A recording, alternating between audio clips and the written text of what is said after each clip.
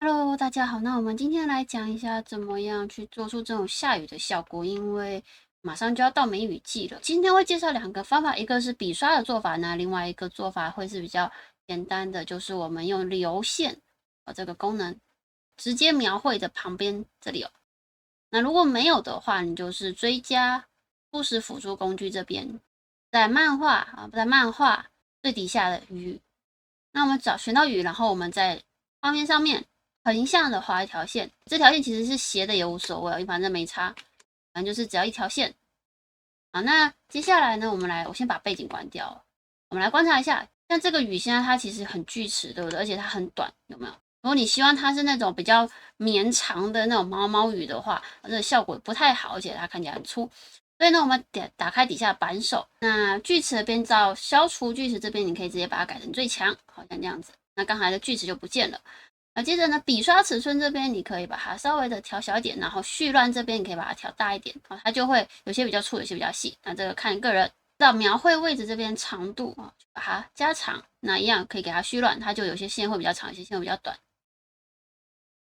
然后基准位置的偏移呢，我这边是预设是1000啊，那我不确定大家的有没有被调到。如果你是0的话，它就会只会像这样子那我会建议你就是把它调到最大。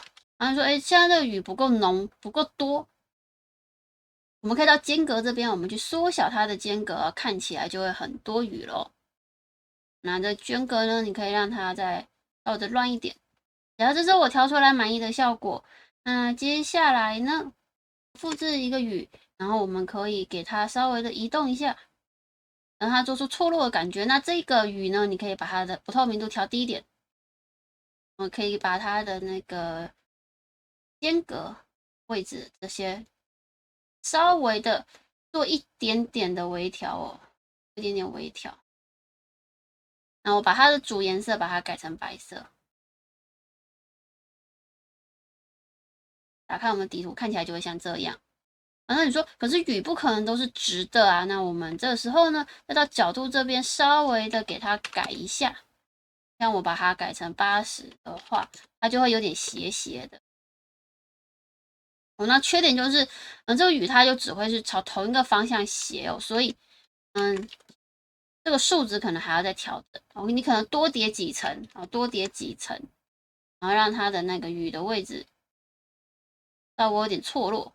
那有些可能就给它90啊这样子，然后它间隔变大一点，那看起来就比较少。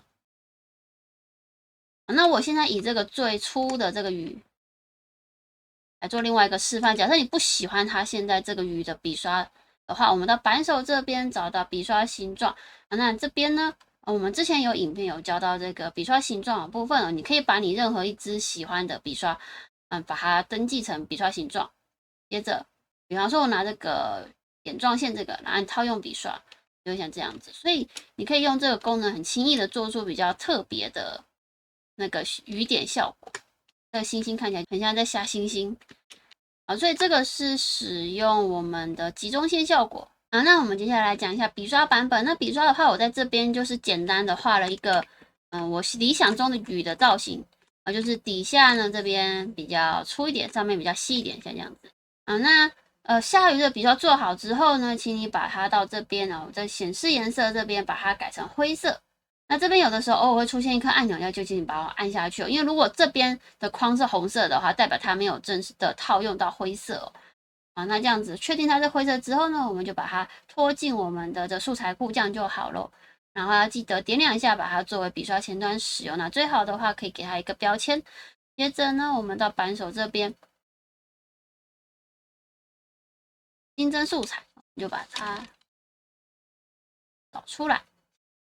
那我们来试一下这支笔刷目前的状况它的雨点就是乱，就是很乱，像毛一样。所以我们先到散布效果这边，把粒子尺寸的随机把它关掉。接着配合尺寸笔刷变化，这个可以打开。然后粒子密度先这样子，那粒子偏向也先维持这样子。那粒子的方向，你帮我把这随机呢，它这个值把它调小一点，不要太多。那可以的话，其实你可以先关掉看一下效果。它的方向改成0，那它就是直的嘛。那我把它的随机稍微打开一点点，只开10而已它这雨就会像这样子有点乱，有点像是那种毛毛雨乱飘的感觉。那如果你觉得太多，你就是把它调小点。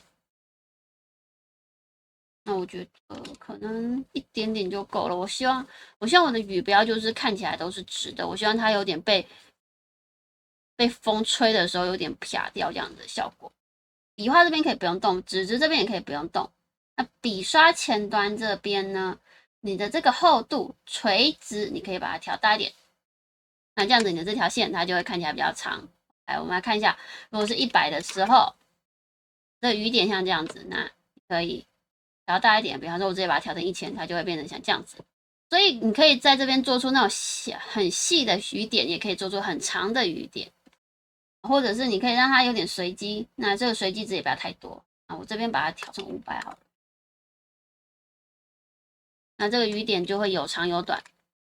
接着，因为这个笔刷现在它没有浓淡嘛，有没有？它都是同样的雨点的深浅。所以呢，如果我们希望有些看起来比较浅，有些比较深的话，我们到墨水的不透明度的随机这边把它这个打开。那这样子，有些就会看起来这样子很浓，有些就会看起来这样浅浅的。笔刷尺寸这边呢，随机你也可以稍微的开一点给它。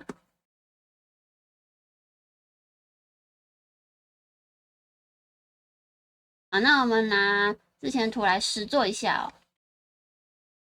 我只是很简单的刷在画面上，就会像这样。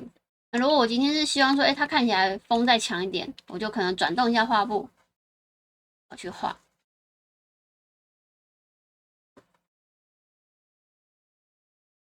这样，所以呢，这就是我们这次的下雨的笔刷介绍啦，谢谢大家。